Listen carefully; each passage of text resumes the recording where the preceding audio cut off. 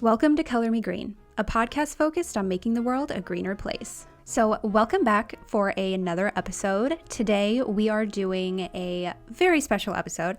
I have a special guest with me. We are doing a part 2 to Burning Man and getting the inside scoop of what it's actually like at the festival as an actual burner. So today's guest is Lani Garfield.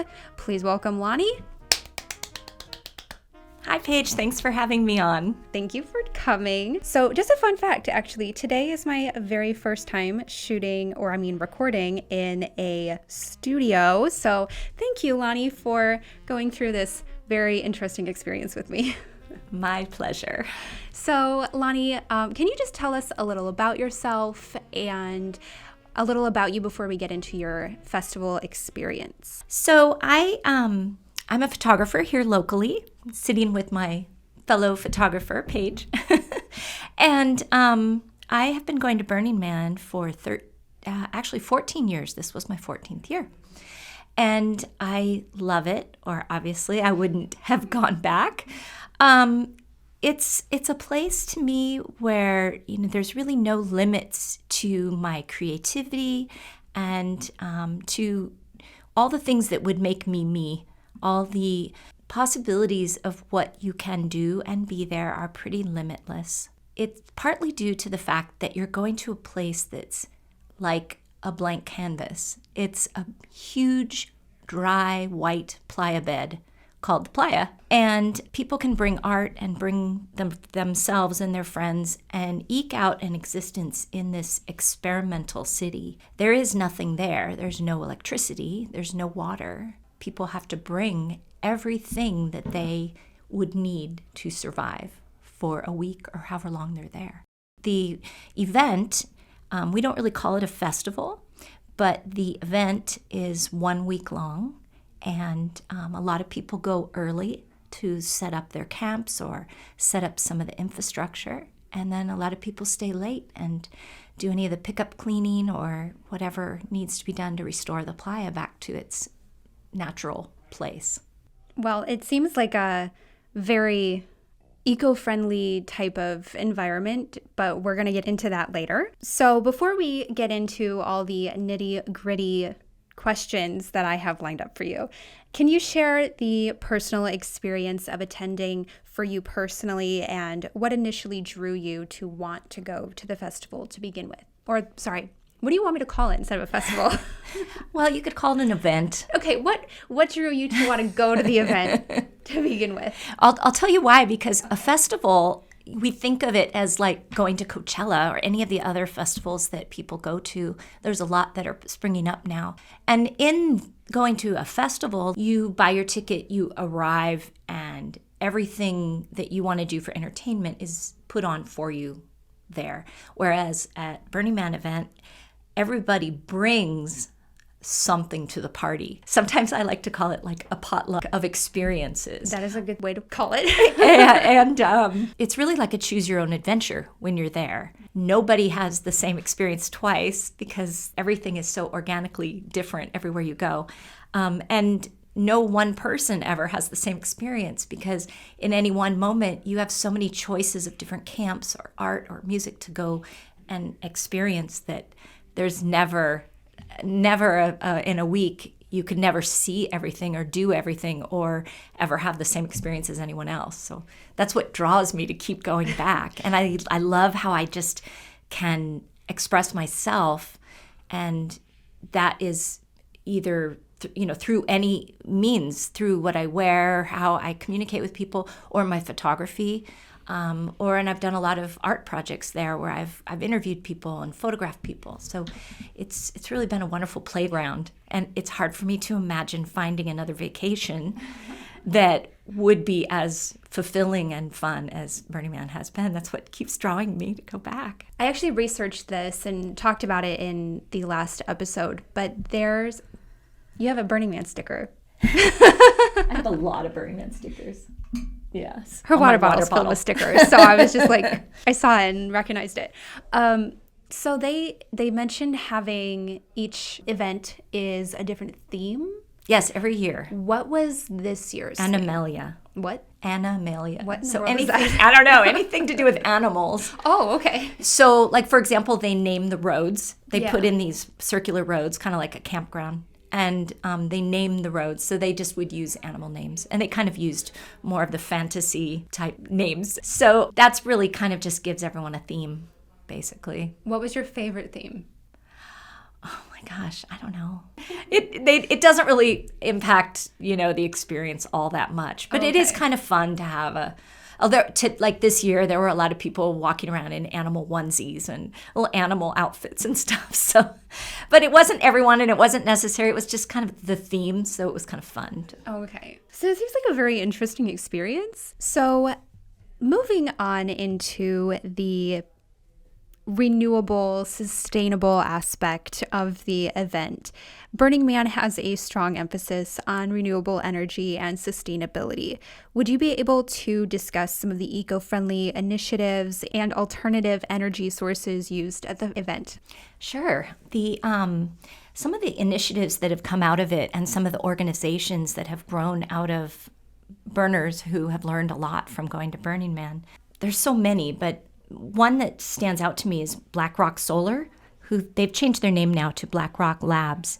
But they specifically have gifted solar power to the schools and communities all along Highway 447, which is the area of where Black Rock City is. I'm sorry, I just put wine all over myself.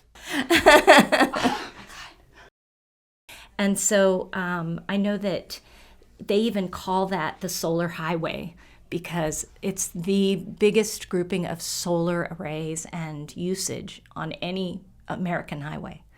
And so it's pretty cool that they've not only donated and given the arrays to the schools and the towns, but they also put on a lot of workshops and educational things for the people and for people to share and understand what their solar is doing there and how it works. So that's pretty cool. And I've seen that in so many instances where the things that burners learn that they are able to then take that information and share it.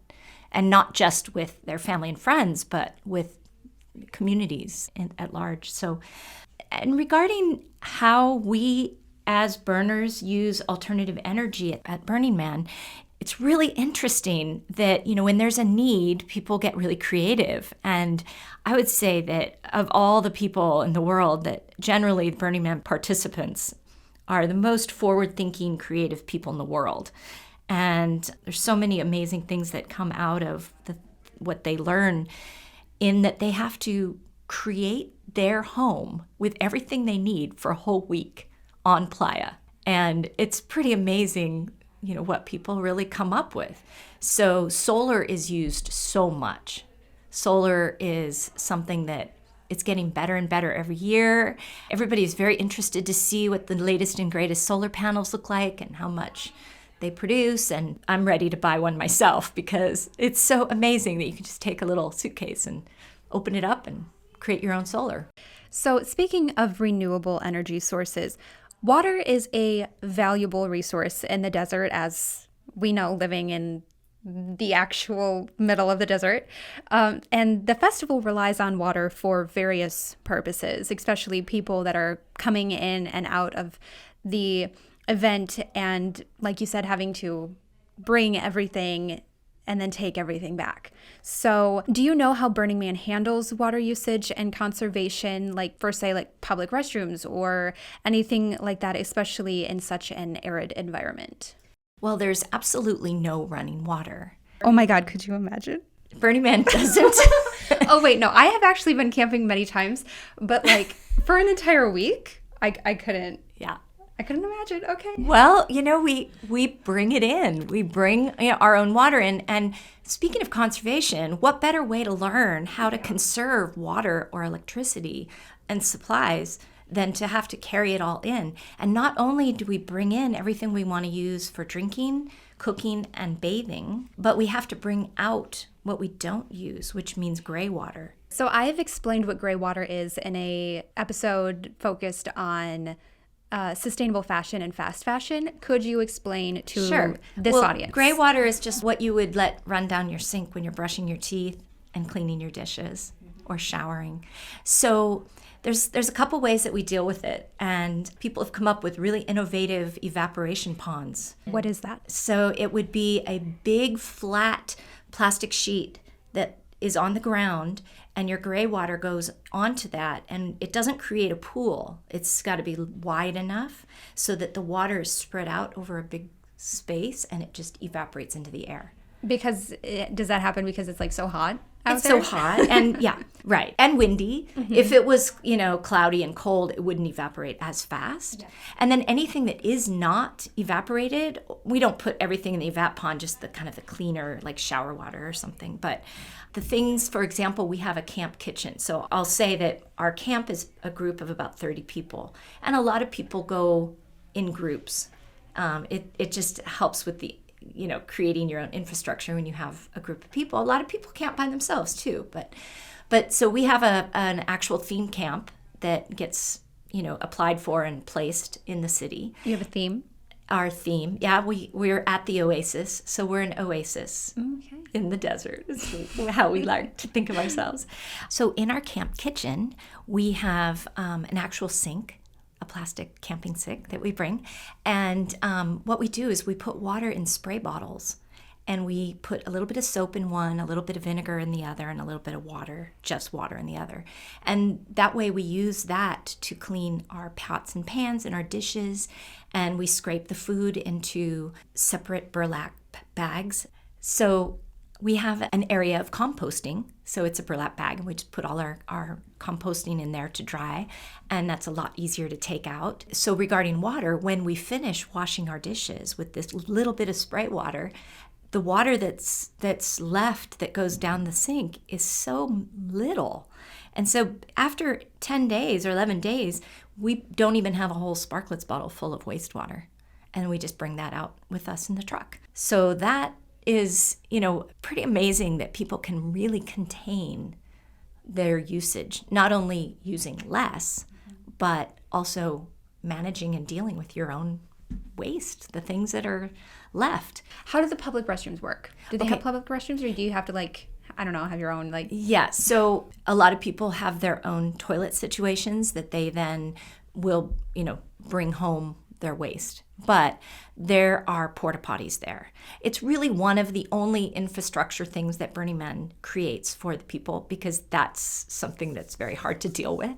And so part of the fee to buy your ticket is to pay for the waste dumping of the porta potties. But even at the porta potties, you have to imagine there's no running water. Yeah. Burners have figured out ways to deal with this stuff, and you're not allowed to put even baby wipes in the porta potties. So any toilet paper, baby wipes that you use, you have to pack out. So I have in my backpack, there's a little bag that has your garbage bag and your baby wipes and your Kleenex and your hand sanitizer and ways to clean. And so we figured it out and we make it work. And so that's the public restroom, is carried in your own bag. I think everybody, at least once in their life, should spend a week at Burning Man. I think it would be a real eye-opener, and just help teach everybody about sustainability and just learning new things. So you mentioned that, as we know from the last episode, that Black Rock City is a temporary city built in the desert. Could you elaborate on the challenges and innovations in sustainable infrastructure and the city planning for the festival? Like you said, they don't have any public restrooms or anything, so they have the porta potties. How do they construct buildings and the roads and all of that? Well, Burning Man doesn't. The participants who go. Oh, so it's not like the actual festival everything. Builders. It's just like the goers. No. Oh, okay. So that's everybody builds what they want. Oh. There is a center camp. I'm not sure exactly who builds that, but I think it's still the volunteers and people who go to Burning Man. It's nobody comes in and builds stuff for you. So that's the main difference between Burning Man and a festival. Oh, yeah. Is nobody's creating anything for you except your neighbors and your friends that go. So if you're like, hey, I want to have snow cones? yeah, like I want a snow cone area. And then you're all just like, okay, let's build one. And some people, as part of infrastructure, will say, wouldn't it be cool if Black Rock City had a post office? And so a bunch of people build a post office. Oh. And do you guys like write letters to each other and are like, oh, this one goes to that camp down there? But you don't have there's no employees. Yeah. So people volunteer, and I've even done it. It's so much fun. People will go to the post office and they'll write a postcard or a note to a friend, and they'll put the address of where in the city the friend lives. Oh my God, stop. And then I went to the post office, I gathered up a bunch of letters, and I went in search of those addresses and those people. It's not really easy, but it can be done, and it's super fun because you're like meeting everyone in their camp and trying like, who's this and where are they? And you leave them the letter that they just got from a friend. And then I know that if you bring stamps, you can put a stamp on it, and then they'll mail it out for you when they leave Playa. So people will build everything and anything that they want. That's so weird. It's so much fun because you never know what you're going to find. Yeah. And like you said, you could be there for an entire week and have not even see everything. Oh, yeah. It's impossible to see and experience everything. There's so much there because imagine 70,000 people are building something for you to play on or to eat or drink or jump on or... So someone could literally bring food and just have their own little restaurant if they wanted to. Absolutely. But there's no money or anything involved. No I know money. that there's trading and no everything. Trading. What? No trading, no money. It's a gifting society. Okay. 'Cause people give gifts, but not with any expectation of anything in return. It doesn't even have to be formal. There's so many we're having a party for you, come by. And, this person's doing this or that. There's so much that happens there. I went to breathwork classes led by some beautiful people from Poland. I went to yoga, and half of the crowd that were, part of the group putting it on were European. I don't know. It's hard to give examples.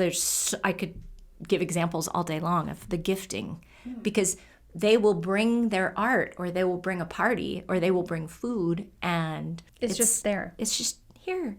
The best thing you could do is be a good participant and participate. Mm-hmm.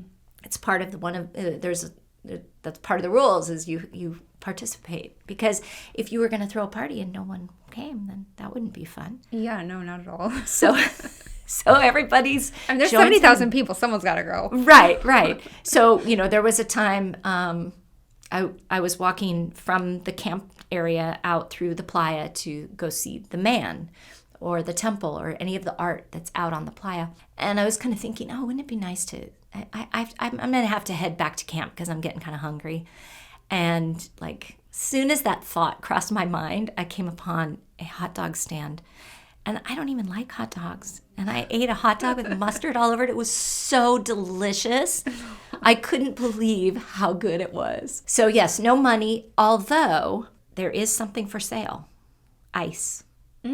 So you can buy ice every day. So there's an organization that has refrigerated trucks, and they bring out every day loads of ice.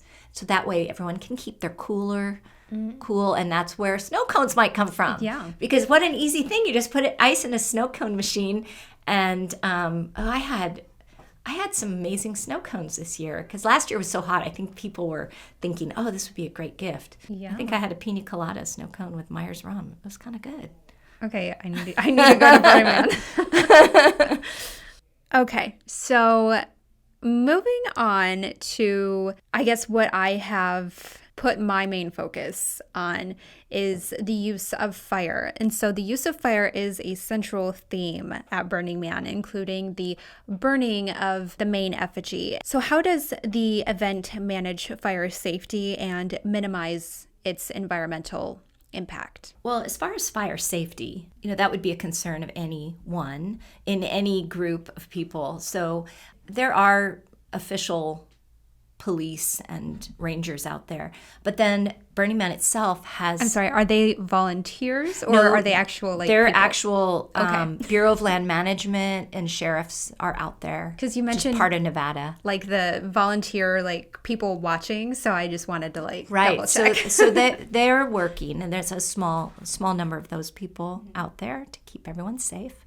But the main thing is that Burning Man has a huge organization of rangers, and they go through many hours of special training, and they basically mitigate any kind of safety problem or problem that a burner might have. And if it's something they cannot solve and it needs to have police intervention, then they can get that. And there's hospitals out there. There's all kinds of things. And everyone in the hospital areas are all volunteer. They're all part of Burning Man. So they're just doing their shifts. Same with rangers. So that's all pretty cool. And when there's a huge burn, it's a big burn, and it could be dangerous if people were allowed to get too close. So they consciously create a perimeter around the burns. The rangers are stationed to watch the crowd and to watch the burn, make sure it doesn't go where it's not supposed to go. So the safety is pretty good. Although there is a really funny kind of meme that burners use all the time, and it's safety third.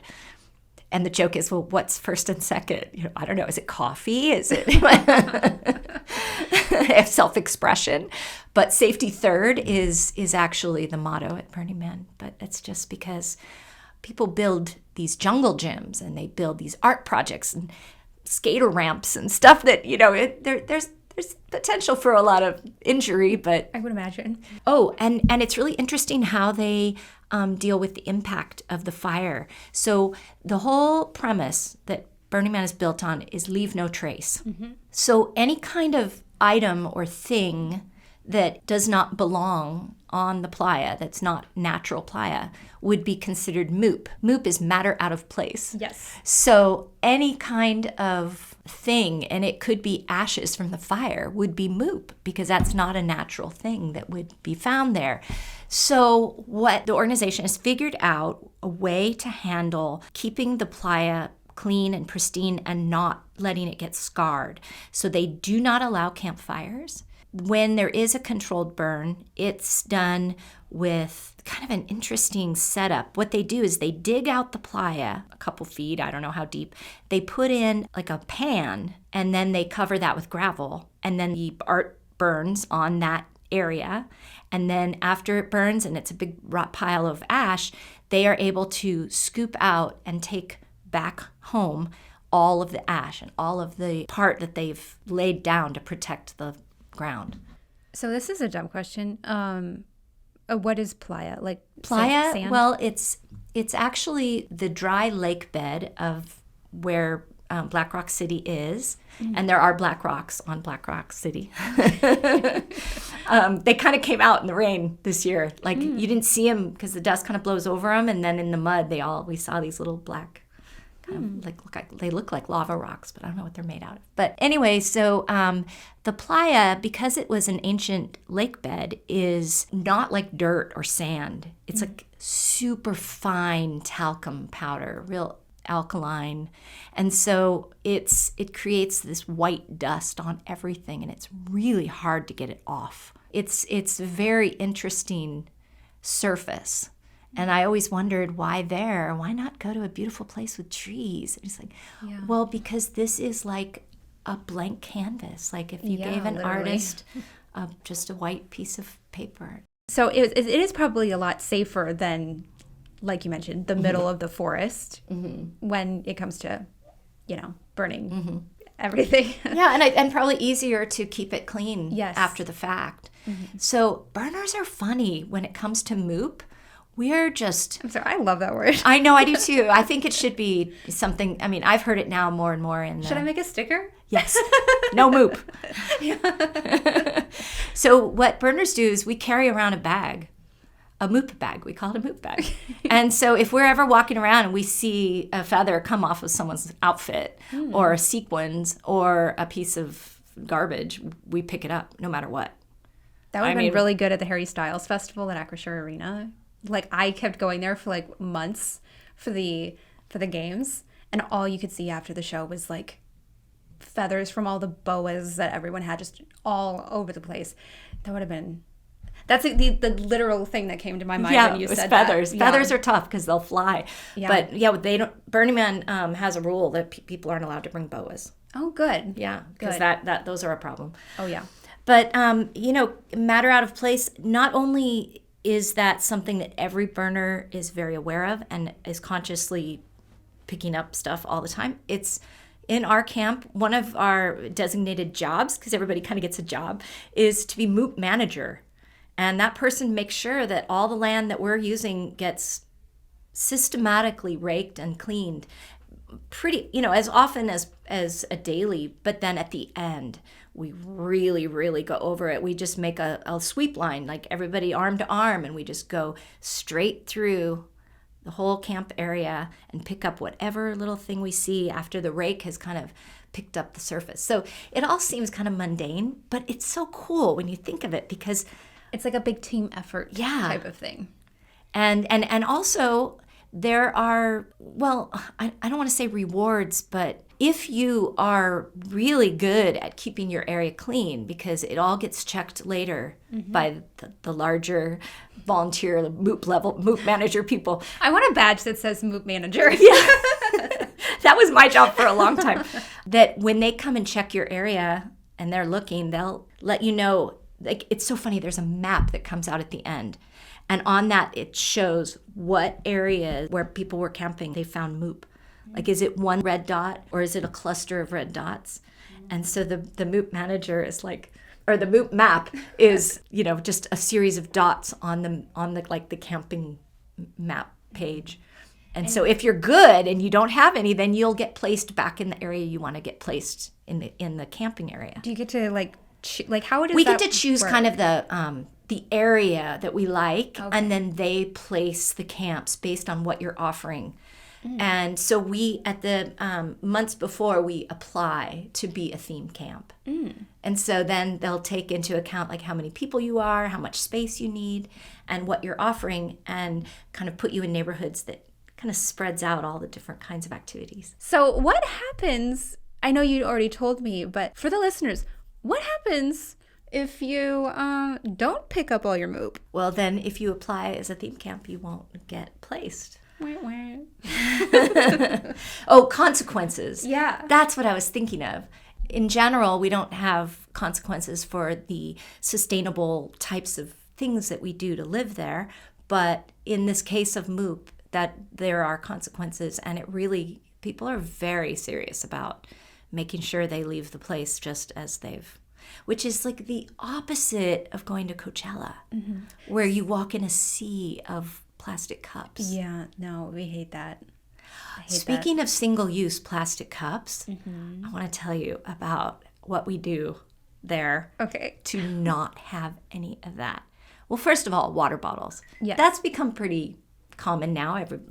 Most people carry around water bottles. If you don't have a reusable water bottle and you've listened to this show enough times, I don't know what you're doing because I have mentioned it many times, and plastic water bottles and single-use plastic is very frowned upon. So go get yourself a reusable water bottle. I have my Color Me Green colored reusable water bottle, and it's my emotional support water bottle, and it goes with me everywhere. So continue.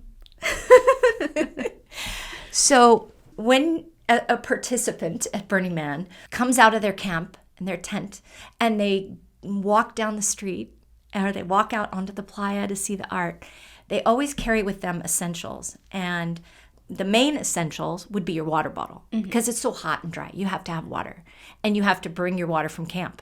You can't go out and find a water fountain. Yeah. It's not there. So if you run out, you're dead. Or your friends will help you out. Yeah. I would hope so. Yeah.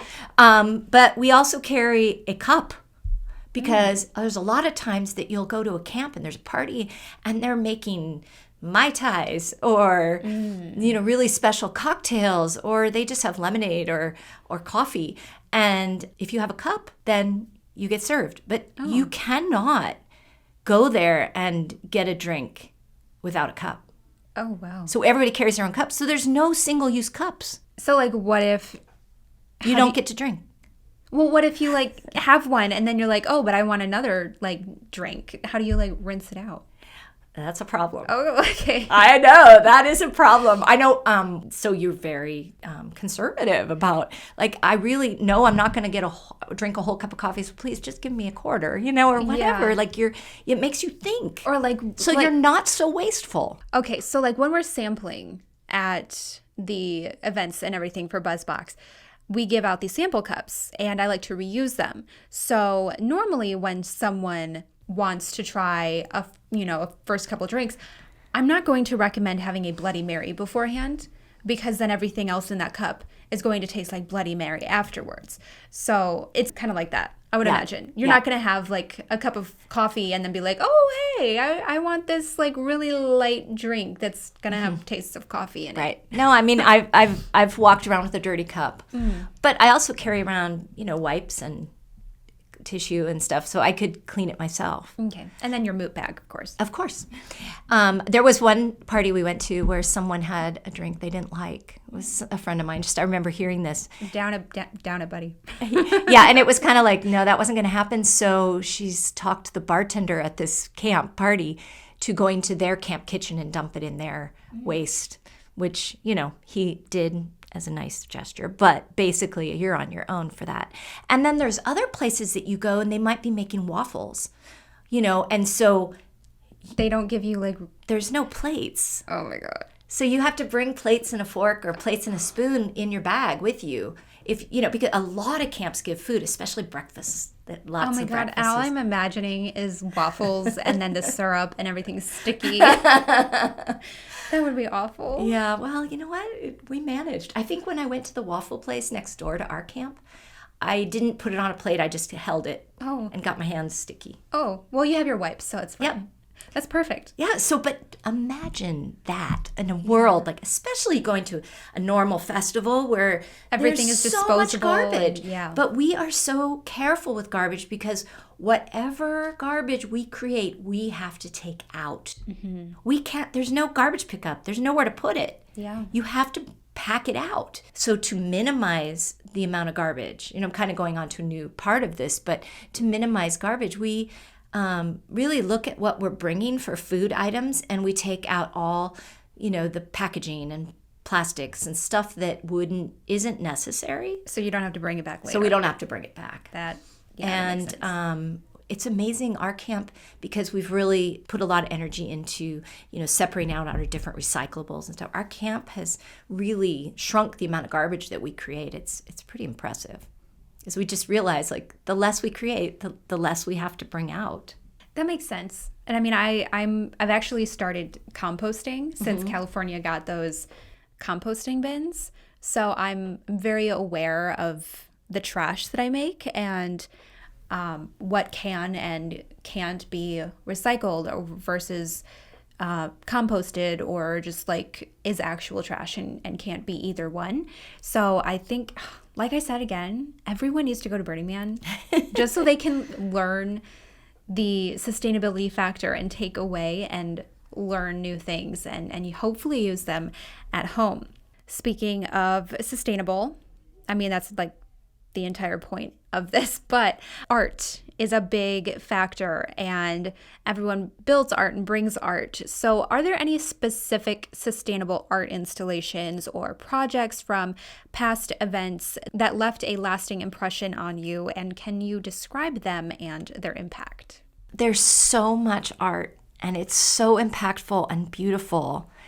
It's not uncommon to just be riding your bike with your friends and see something in the distance that catches your eye, and you go over there, you just stand there looking at it and you feel like crying because it's just so beautiful. I mean, there have been art sculptures and projects of, fun things that have made me cry. There was a project we came upon at night and they were still building it, and Burning Man had opened already a couple days, so they were a little behind in building. And we walked up to this guy who was like drilling something, and he's like, "Oh yeah, this is Bob." And we were like, "Bob, okay." So he said, "It's Burden of the Beast." So when we looked at it, it hadn't been completely erected yet, but it ended up being a 30-foot tall bison where the body was a little cute house, little shingles and a light, and the bison had really long, thin legs, kind of Dali-esque almost, with kind of big feet, and it was all made out of wood from New Orleans, from the floods and the storms and all the disasters that they've had there. And Burden of the Beast, it kind of symbolized that relocating is really difficult, and when you've been struck by a natural disaster, and what does it mean to have a home? And that symbolized like building your home on higher ground. And it was just so beautiful, the idea that this builder had to create this art. The builder was Walker Babington.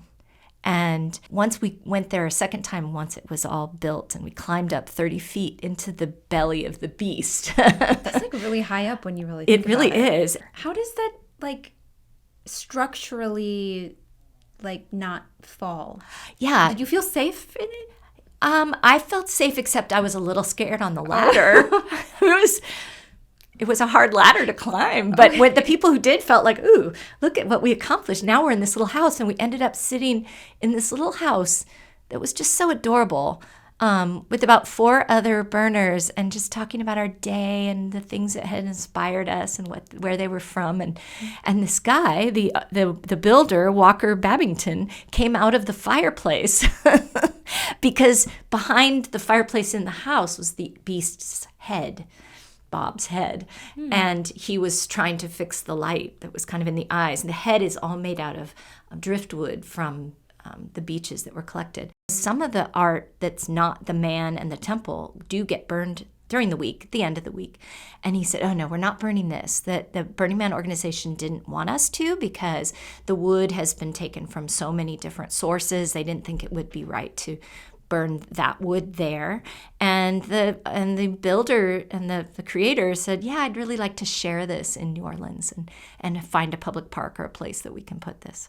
So they were going to disassemble it and put it back on a truck and bring it back and leave no trace. I just am thinking, I mean, I haven't seen it, so I don't know like what it looks like and how it's put together, but how do you put something like that together if it's all like made of wood and there's like a house, and with it being structurally sound and not breaking with people in it? I guess I have to see the thing to be able to understand. But well, also the way that the house was built, it's not perfectly plumb square, so they had to do a lot of innovative things to be able to connect all the parts together and in kind of a less traditional way, because it had to fit inside the body of the animal. So it was really cool to see, but that was just one of hundreds of really inspiring art. And similarly to that coming from a disaster, last year I remember there was a big metal bird that just sparkled in the sun. It was sculpture, like a big flying phoenix, and it was made of entirely like silverware and things that had been found in the Northern California fires that year. And it was beautiful, just like you can imagine. All the little forks would be the ends of the feathers, and different other kitchen utensils used to create this beautiful sculpture. it's very interesting thinking, like, I mean, we're artists in our own way, and so the thought of someone thinking like, hey, I'm going to go and search for this silverware and I'm going to make a bird out of it. That's just really interesting, the things that people can come up with. Yeah, it's really so inspiring. So as I have mentioned, I had a big understanding, I guess, that all of the art was burned. I thought that every single piece of art was burned and that's what they did, but I guess that's actually not the case. So what exactly gets burned? How do they decide? How do they control it? All of that. How does that work? Well, I'll first by telling you that, why burn something that you've created. Yes. And that you have not only just envisioned, but brought to the desert to share with the people who are there. Mm-hmm. And why not keep it and put it in a park? And why do that? Yeah, my thought exactly. And I would say that one of the principles of Burning Man is immediacy, that, it's the here and now that matters, and what we do, appreciate this. And a lot of the artists are okay with their art burning.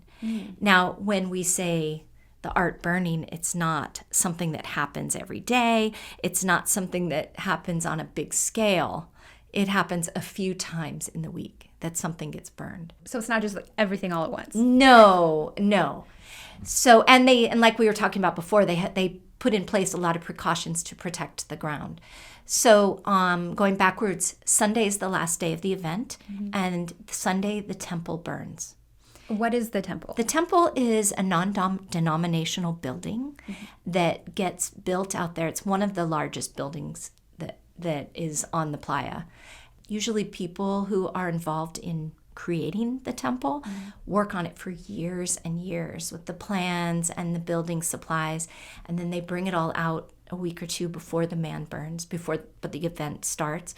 And it's a place where people can leave things that they want to either say goodbye to or leave behind in some way. And it's filled with memorials of people who've died that year or previous years, of notes. It's made out of wood, so you can write on the walls. You can write your memorials on the wood, on the walls. People bring pictures, mementos, things that can be burned and are on the walls in there. And it's a very somber, quiet, peaceful, beautiful place to grieve and to work through the things that you want to let go of. So Burning Man is like a big, spiritual journey. It's very emotional. So when the temple burns, it's the most quiet, solemn experience. All you hear is the fire. That's it. Everybody's so silent. It's just to give respect, to let go. It's a real lesson. Yeah. So then the opposite happens the night before, the Saturday, and everybody comes out for that burn as well, and with a big perimeter and a big circle, and it's such a celebration. When that man goes down, the cheers and the yells and the screams are just it's like a big party. Spectacular. Yeah, and then the night ensues with just a really big party. Sounds like a great time. So back to the personal experience and the sustainability practices.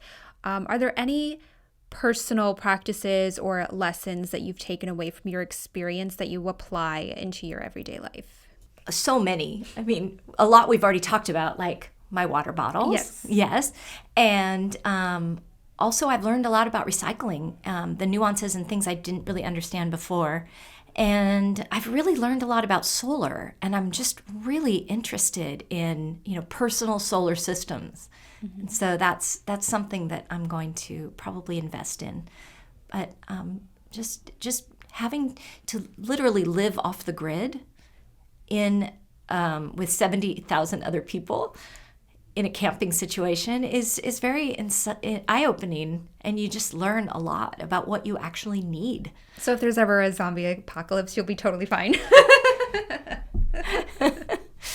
Well, I love to hear that, because like I, always say on the show, I want people to take things away and learn from them and implement sustainable practices into their life. It's just so frustrating that not everyone will take away what they learn or what they see and implement it into their own life, because it takes a certain willpower to be able to stop what you do in your daily life and reinvent the way that you do things. So thank you for reinventing certain practices that you have and learning that there is a better way of doing things. So when it comes to people like me or anyone who has not had the opportunity to go to Burning Man, what advice would you have for individuals who want to attend but are also concerned about the environmental impact? How can they balance their desire to participate with their commitment to sustainability? Well, I think, Burning Man and sustainability, there's two levels to look at it. And I'm speaking only from personal experience and relatively compared to another festival or something like that. I know that there's a lot of complaints about the CO2 emissions from their little airport. They have a dirt runway. And there was some protests about private jets and all that. Well, Burning Man realizes that flying in is a way that they've allowed that to happen. So what they've done is they've eliminated the amount of flights that used to come in. It used to be more like 2,000, now it's 800, something like that. And they've also eliminated the different charters that could come in. So they have one charter company that does all the flights, and they're just single engine planes that don't really, they're not as bad as like big jets or something, anything commercial. And they're small, little planes. And so I know that pilots can fly in, but I don't see that there's the possibility for big jets. You know, that was kind of something that was said in the protests because it's a dirt runway and it's small and it's, you know, there are private, but that would probably account for maybe 15% maybe of all flights at the most. So I think that they're doing what they can to kind of mitigate that part of the pollution problem. Driving in is also a problem, creating pollution. That's probably creates 90% or more of the CO2 emissions that get talked about. The way I look at it relatively, if all of those people are going on vacation that week, because if they didn't go to Burning Man, they might go on a vacation. They're going to be driving or flying. So that kind of equals out to me. There's also kind of a situation where to get to the Playa from the single lane road in Nevada, it's about a 3-mile road. And if you take a lot of people leaving the same time and going onto a single lane road, you're going to have a big traffic jam. And nobody wants, you know, their car running with emissions going into the air that whole time. So they've created what I thought was pretty ingenious was pulsing.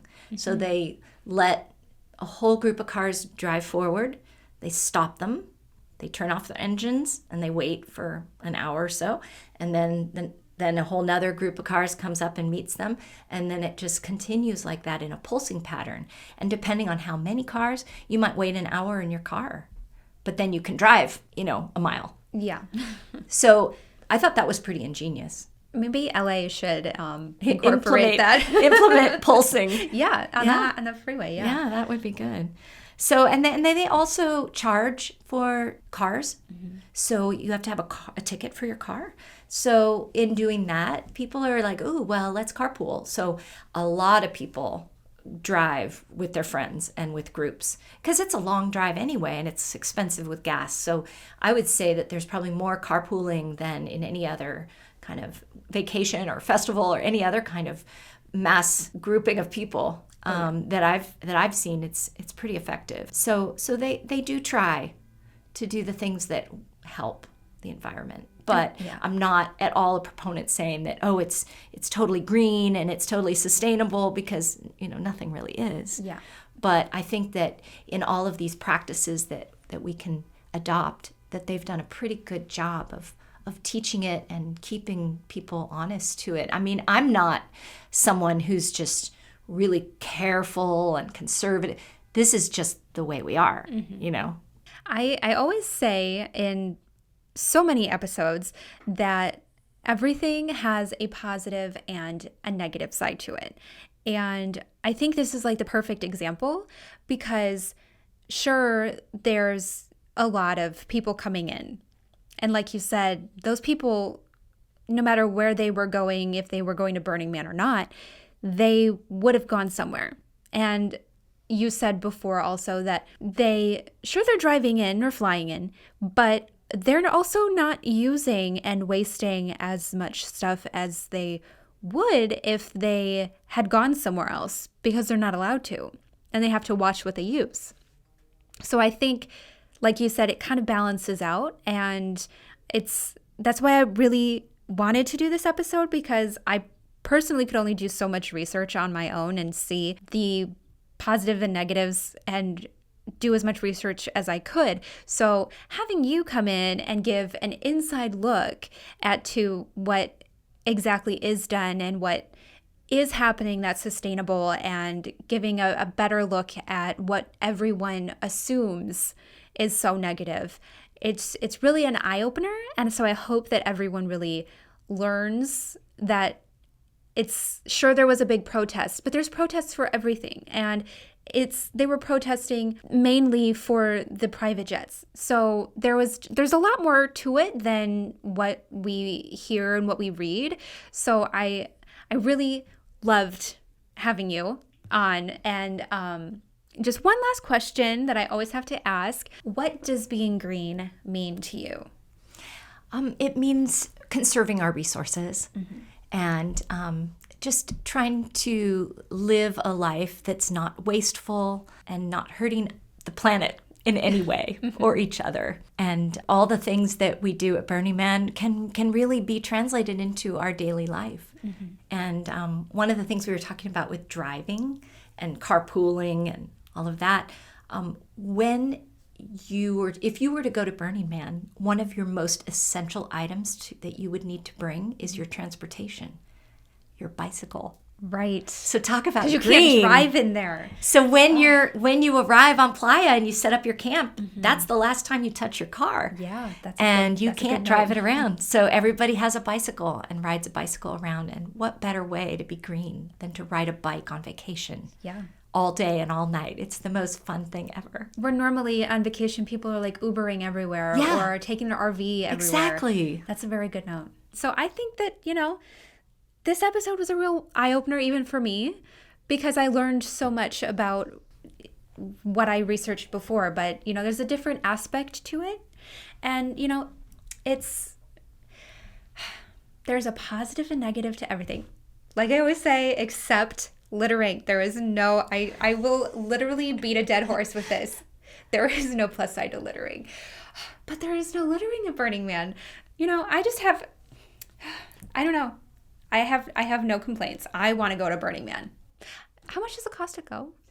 The tickets are about $5.80. Oh, okay. So that's for like an entire week of something. Yeah. Imagine like going on a vacation to like buying a hotel. No. And all of the excursions, everything. That's it. That's it. Wow. Well, okay. You have to bring your living situation, your tent or your RV, so that will cost. But if you already once you have it, yeah, then you can just use it forever. Yeah. Wow. So, yeah. And then what else? Just your supplies, your food and water. Which are not like going out to expensive restaurants and touristy things. You're doing Burning Man touristy things. So you're just exploring that town. Yep. Okay, well, I can't wait to go to Burning Man, and maybe we'll do a follow-up, and I'll do an actual like YouTube video when I go. Well, thank you for letting me share just, what it's like for me to be there. And I really think that in these things that I've said, I speak for most burners. And when you're ready to go, you can join our camp. Oh, can't wait. And we'll make like, we'll make jewelry. All sorts of jewelry.